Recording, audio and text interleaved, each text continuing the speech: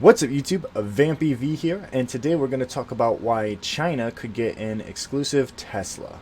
So, at Gigafactory 3 in Shanghai, Tesla announced plans for a design center.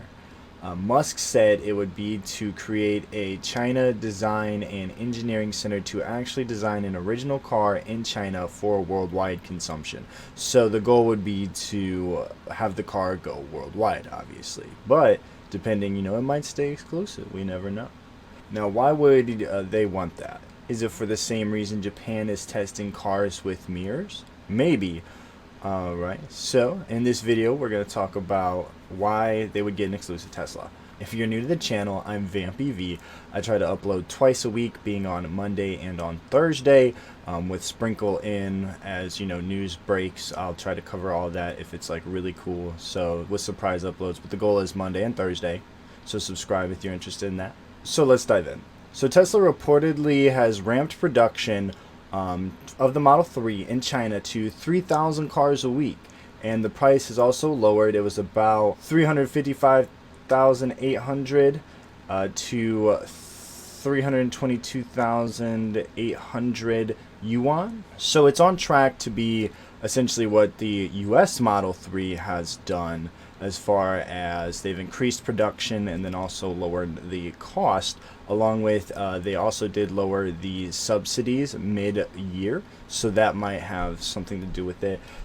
So to list the reasons why I think that Tesla would want to manufacture and produce a China Tesla model would be the China EV subsidies, China having the largest demand for EVs, there are also profitability / cheaper labor, and what I believe is most important is battery swapping. Now we'll discuss all these in this video, so let's dive in. So Tesla posted a job on essentially what is China's Facebook, but they probably don't sell your soul. It appears they're looking for design talents to design their new model. This could be Tesla's Model 3 of China, since they still have EV subsidies, and there could be that demand where they just produce a little bit. So it could definitely mirror the US Model 3 and how production went and all that. So that's how I feel about that. So to get in on the subsidies, on January 2020, the MIIT, or Minister of Industry and Information Technology in China, announced that new energy vehicles, or NEV, subsidies will not be cut in July 2020.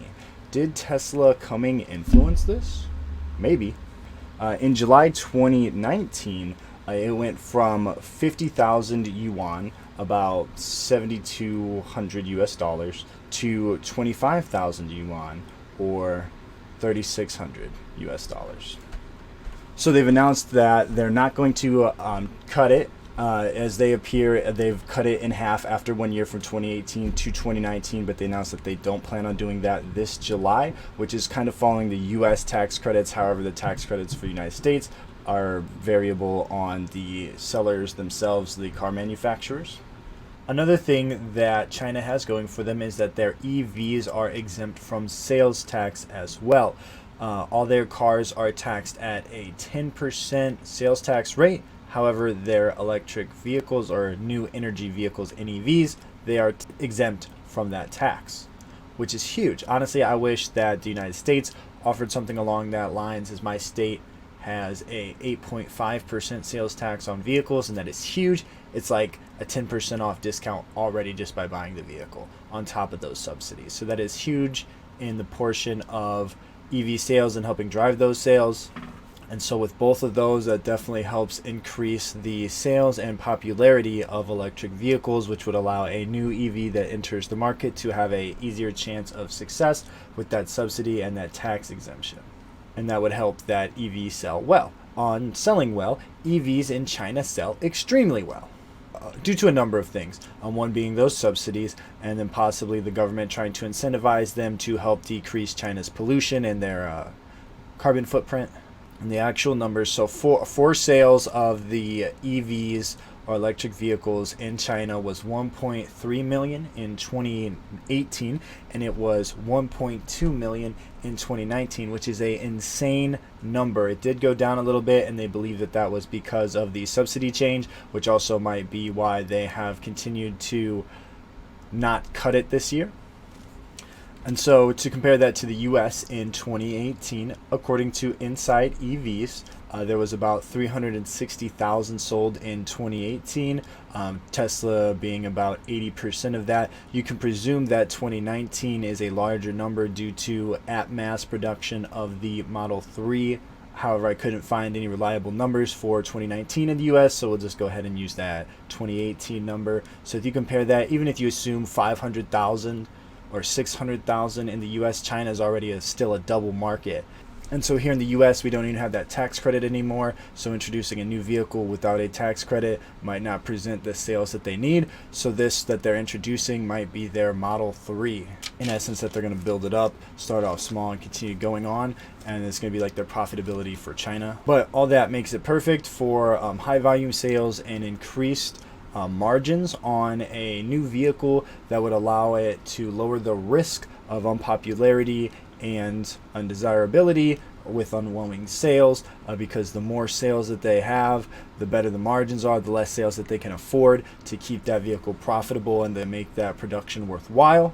However, I don't think Tesla, any vehicle that they create, will ever have an issue with demand. Speaking of sales though, profitability on made in China Model 3s is reportedly larger than the margins made on US made Model 3s. The profit margins are likely better due to a number of factors such as minimum wage and average wages. So according to China Briefing, as of April, minimum wage in Shanghai was about $369 per month, and in the US it's likely about $1,200 per month. So assuming Tesla paid twice the minimum wage to their employees, there would still be staggeringly less than US costs for manufacturing. Then on top of that, we have the no cost or tariffs on importing items from China since they're already there. So that also helps push those profit margins. And then they also sell the Model 3 for more than it costs in the United States, again, bolstering those higher numbers, allowing for more profit. And then so if the same model comes with a new vehicle introduced in China, it would follow that same model most likely, and then they would be able to have less sales with similar results if less sales was the result. And then finally, the biggest reason I feel that Tesla would make a design exclusively in China is that they are for battery swapping. Even with just recent news, they did confirm that they are down for battery swapping, which is something that Tesla had attempted previously and tons of EV manufacturers have discussed before. And so with that, a new design could allow them to design it solely for the purpose of battery swapping, and when they introduce it into China, they can test that out. And with that, that could even be part of our drivetrain and battery day that we will be having, that investor day. They could be talking about a new drivetrain that would allow for batteries to be swapped out that also lasts 1 million miles, and then we could also see 600, 700 mile battery packs. All of it could be there, and all these reasons are why I think that China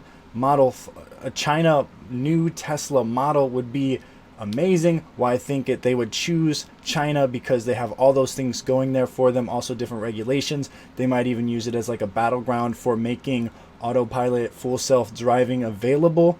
So let me know your guys' thoughts. Which one of those do you think might have a factor in it?